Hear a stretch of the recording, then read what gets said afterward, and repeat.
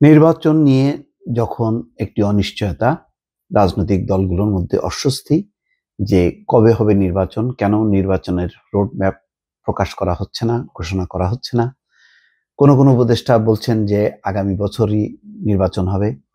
তখন আবার পাল্টা সরকারের ভেতর থেকে বলা হচ্ছে যে এই তারিখটা প্রধান উপদেষ্টাই বলবেন। অর্থাৎ নির্বাচনের বিষয় নিয়ে কথা বলতে রাজি না সরকারের অনেকেই। কেউ এমনও খোঁচা দিচ্ছেন যে বিএনপি নেতাদেরকে যে তারা সংস্কারের চেয়ে নির্বাচন নিয়ে বেশি আগ্রহী। তো ঠিক সেই সময় তারেক রহমান একটি বক্তব্য দিয়েছেন। তিনি বলছেন অচিরেই, আবার শব্দটা খেয়াল করেন, অচিরেই বাংলাদেশ নির্বাচনী রোড ম্যাপে যাত্রা শুরু করবে।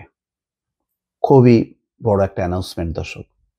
তার মানে বুঝতে পারছেন যে তারেক রহমান যখন নাকি এরকম একটি কথা বলে, তাহলে নির্বাচন যে খুব বেশি দেরি না এই ব্যাপারে নিশ্চিত থাকা যায়।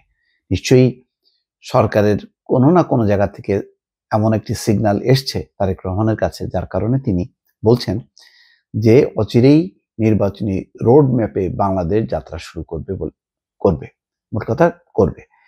আচ্ছা, নেতা কর্মীদের প্রতি আহ্বান জানিয়ে তিনি বলছেন শত অস্পষ্টতা কাটিয়ে অচিরেই নির্বাচনী রোড ম্যাপে যাত্রা শুরু করবে আমাদের প্রিয় এই বাংলাদেশ। তার মানে অস্পষ্টতা আছে, ওই যে বললাম যে দ্বিধা আছে, সংশয় আছে, বিভ্রান্তি আছে যে কি হচ্ছে, কবে নির্বাচন, কেন বলছে না নির্বাচনের তারিখ। কিন্তু তারেক রহমান কিন্তু বলে দিলেন যে অচিরেই হবে। কিন্তু এখন যদি বলেন যে তাহলে উনি তারিখটা বললো না কেন, মাসটা বললো না কেন, বছরটা বললো না কেন, এটা বলা উচিত না।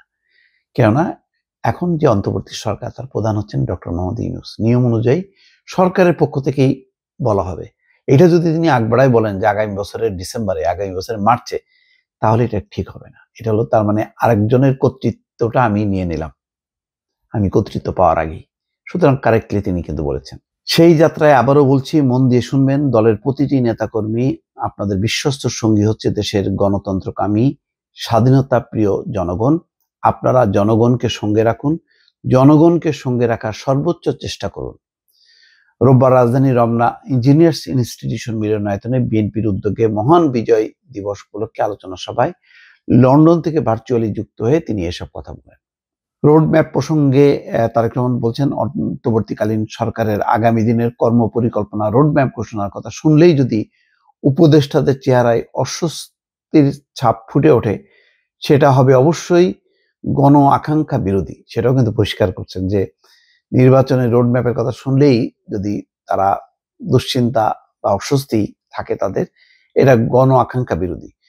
সরকারের তাদের সকল কার্যক্রমের মাধ্যমে জনগণের কাছে যত বেশি স্বচ্ছ থাকবে, জনগণও সরকারের প্রতি তত বেশি সমর্থনের হাত প্রসারিত করবে। তিনি বলেন বর্তমান অন্তর্বর্তীকালীন সরকার কি করতে চাইছে, রাষ্ট্র মেরামতের জন্য অন্তর্বর্তীকালীন সরকারের আর কত মাস কিংবা কত সময় প্রয়োজন, সেটি জানার অধিকার জনগণের আছে। সরকার জনগণের সামনে তাদের আগামী দিনের কর্মপরিকল্পনা রোডম্যাপ ঘোষণা করলে এটি একদিকে জনগণের কাছে সরকারের স্বচ্ছতা এবং জবাবদিহিতাকেই নিশ্চিত করবে, অপরদিকে প্রশাসনিক কার্যক্রমেও গতিশীলতা বাড়বে। এটা খুবই চমৎকার কথা। দেখেন যে এটা তো আসলে মানুষ জানতে চায় যে কবে আপনার সংস্কার হবে, কবে নির্বাচন হবে। এইটা তো অধিকার আছে, কারণ এটা তো অন্তর্বর্তী সরকার, এটা তো পার্মানেন্ট সরকার না। যেমন অন্য যে কোনো, হাসিনা বলতো না যে 5 বছর পরে দেখা যাবে নির্বাচন তো হয়ে গেছে। এই সরকারে তো আর এরকম মেয়াদ নেই, কিন্তু তার একটা সংকল্প আছে, পরিকল্পনা আছে যে নির্বাচনবিহীন বাংলাদেশ চালিয়েছে শেখ হাসিনা 15 বছর। সুতরাং নির্বাচনকে নিয়েই যত অশান্তি, যত আজকের এই গোলযোগ, আজকে এই যে হানাহানি, তার মূলে কিন্তু নির্বাচন না হওয়া। সুতরাং যেই নির্বাচনকে ঘিরে এত কিছু, সেই নির্বাচনটা কবে, মানে সেই সংস্কার হোক আর যাই হোক না কেন, সেই নির্বাচনের একটা মানে টাইম ফ্রেম বেঁধে দিতে হবে। এটা জানার অধিকার সত্যিই জনগণের আছে।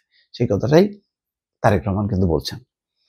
ছাত্র জনতার গণঅভ্যুত্থানে ফ্যাসিস্ট শেখ হাসিনা পালিয়ে যাওয়ার ঘটনা তুলে ধরে বিএনপির ভারপ্রাপ্ত চেয়ারম্যান বলেন, এই অভ্যুত্থানের মধ্য দিয়ে দেশ ও স্বাধীনতা রক্ষা পেয়েছে।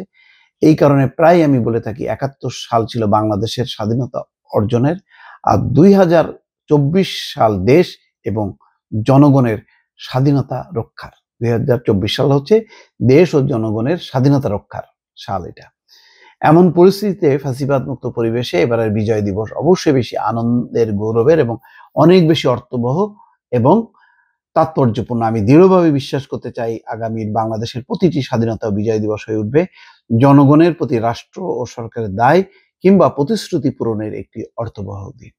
দর্শক, খুবই গুরুত্বপূর্ণ একটা ভাষণ এবং এই যে নির্বাচন নিয়ে যেই ধরনের অস্বস্তি, তার প্রেক্ষিতে তিনি খুব দৃঢ়ভাবে মনে করছেন যে অচিরেই বাংলাদেশ নির্বাচনী রোডম্যাপে যাত্রা শুরু করবে। দেখা যাক এরপরে সরকারের পক্ষ থেকে কি প্রতিক্রিয়া পাওয়া যায়। দর্শক, ভালো থাকবেন। আল্লাহ হাফেজ।